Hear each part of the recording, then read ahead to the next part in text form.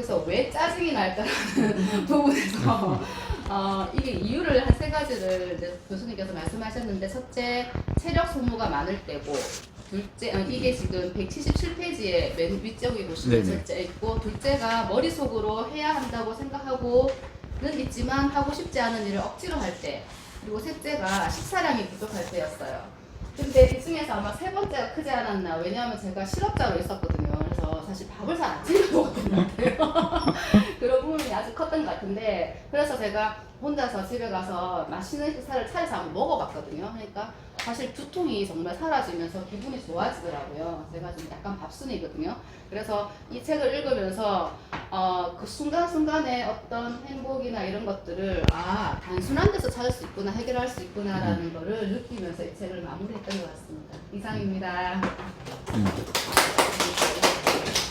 보통은 짜증날 때 어떻게 다스리세요? 밥만 밥만 먹으면 해결이 돼요. 저요? 네. 저는 일단은 먹는 걸 하고요. 커피를 많이 마셨던 것 같아요. 근데 커피는 마시면 근데 더 짜증이 반복되더라고요. 근데 조금 이제 단백질이나 탄수화물 위주도 마셨고, 아니면 이제 짜증나면 이제 뛰거나 러닝을 좀 많이 했어요. 해서 땀을 좀 많이 흘려가지고 그 순간 좀 짜증나는 걸 극복하기도 하고 그랬던 것 같습니다. 여러분들은 짜증나면 혹시 어떻게 해결하세요? 상황마다 네. 사실 좀 다른데, 이제 상황이, 그러니까 어떨 때는 음악을 듣기도 하고, 네. 짜증날 때 그냥, 그리고 제가 또 라인 댄스를 좀 하긴 하는데, 그 댄스를 좀 하기도 하고. 오, 음악 댄스. 뭐 다 날라갔겠네요. 또 단순이라 저는. 네네. 음악과 댄스. 듣는 것과 몸으로 분출하는 것만 해도 충분히 나가실 것 같아요. 여러분은 짜증을 어떻게 하세요?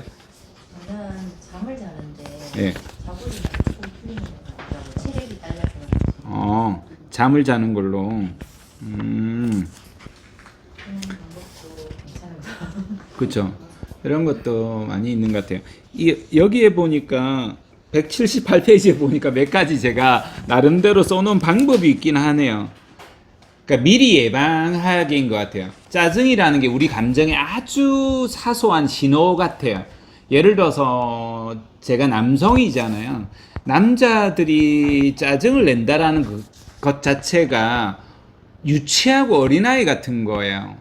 그러니까 어른들이 되게 어렸을 때도 그렇지만 나이가 들어서 자잘한 걸 가지고 이렇게 짜증이라는 감정을 내면 유치하다고 생각하는 거예요. 근데 이게 사실 잘 생각해 보니까 마음의 신호 같다라는 생각이 들어요. 큰 사고, 화나, 분노가 일어나기 전에 신호를 자꾸 이제 예비 신호를 깜빡깜빡하고 주는데 우리가 무시하고 그러다 보니까 그게 분노로 표출되거나 그러지 않을까, 그런 측면에서 미리 예방하는 것이 항상 건강도 그렇고 어떤 다른 삶에서 일어나는 모든 문제가 조금만 미리 예방을 하면 좋은데, 대부분 사람들이 퍽 하거든요. 한꺼번에 건강을 잃어버리게 되고 한꺼번에 큰 사고를 나게 되고 감정도 한꺼번에 폭발을 해서 모든 관계를 끊어버리거든요.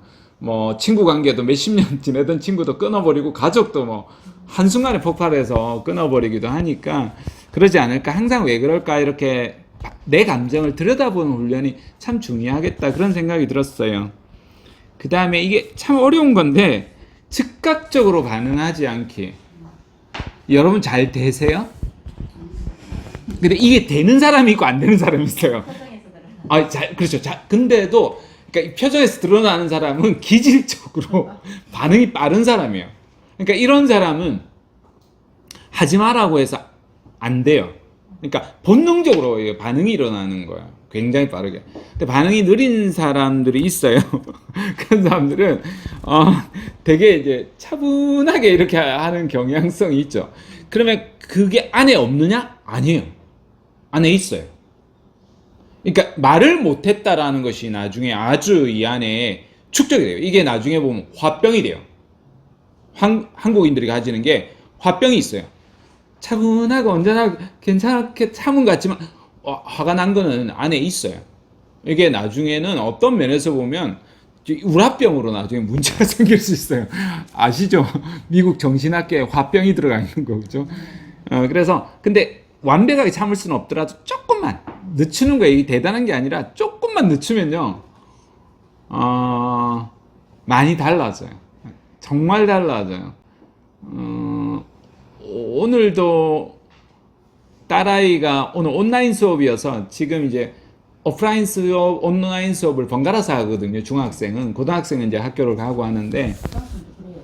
저희 고등학생들도. 1학년은 그래요. 학년에 따라서 조금씩 다를 거예요. 3학년이다 보니까 첫째는 계속 가서, 다 같은가 했더니, 그렇군요. 딸아이하고 이렇게 오늘 점심을 먹는데, 되게 맛있게 먹는 건 좋은데, 아침에도 밥 먹을 때 보니까 이제 다리를 꼬아서 이렇게 밥 먹길래, 다리 꼬우지 마가 아니라, 유진아 다리 꼬우면 허리 나중에 뒤틀어진다던데 이렇게 하고 말았었거든요. 그러고 난 바로 똑바로 앉더라고요. 점심 먹는데 보니까 또 다리를 꼬아져 있길래 말을 안 하는 거예요.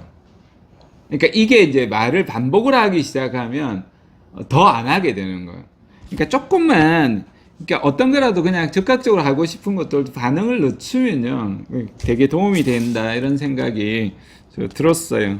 그리고 상대에게도 타당한, 항상 내가 짜증나거나 분노하더라도 이유가 있을 거다라고 생각해 보면 실제로도 대부분 이유가 있어요. 나 부다치고 가는 사람 같은 기분도 나쁘겠지만 어떤 형태로든 이런저런 이유들이 조금씩 있으니까 그렇게 보면 좋겠다라고 생각해서 이런 이유들 보시고요. 기본적으로 6번째가 나쁜 거라고 이렇게 안 받아들이는 게 되게 중요할 것 같아요. 저도 이게 어느 순간 짜증이 생기는 거예요. 나이가 들다 보니까. 그래서 어렸을 때부터 나는 짜증이 많았나? 이런 생각이 딱 들어서 친구들한테도 물어보고 부모님한테도 물어봤는데 없었다라는 거예요. 그래서 아닌가? 나 기질적으로 있는 줄 알았는데? 이런 생각이 들어. 근데 이게 왜 그런가 보라 보니까 여러분이 무언가를 성취하려고 하잖아요. 그럼 이게 이제 신경이 예민해져요. 신경이 예민해지면서 에너지가 이제 필요한데요. 열정이라는 에너지와 더불어서 짜증이 이제 덩으로 같이 붙어요. 왜냐하면 어떤 성과를 있는데 성과를 이제 냈느냐 못 냈느냐에 따라서 예민해지는 거예요. 그러니까 감정의 소모가 많아지는 거죠. 아까처럼 식사량이 이제 에너지원이 훨씬 많아지거든요. 그러니까 양이 이제 부족하면 빨리 그런 것들이 느껴지는 거죠. 그러면 이 예민하기 때문에 또 한편으로 보면 뭔가를 캐치할 수 있는 힘도 생기는 거예요. 근데 이걸 나쁘다라고 딱 규정해버리고 나면 나의 이제 인격 그 자체를 전부 다 이제 내가 스스로 폄하하기 시작해요. 그럼 내 나중에 성과도 안 나게 되고 내 감정적으로도 내가 스스로에게 상처를 주게 되기 때문에 신호구나, 그냥 깜빡이 신호구나, 황색 신호구나 라고 받아들이는 훈련, 이런 것들이 되게 중요하다, 이런 생각이 들었어요. 나머지도 이렇게 한번 읽어보시면 좋겠다 싶습니다.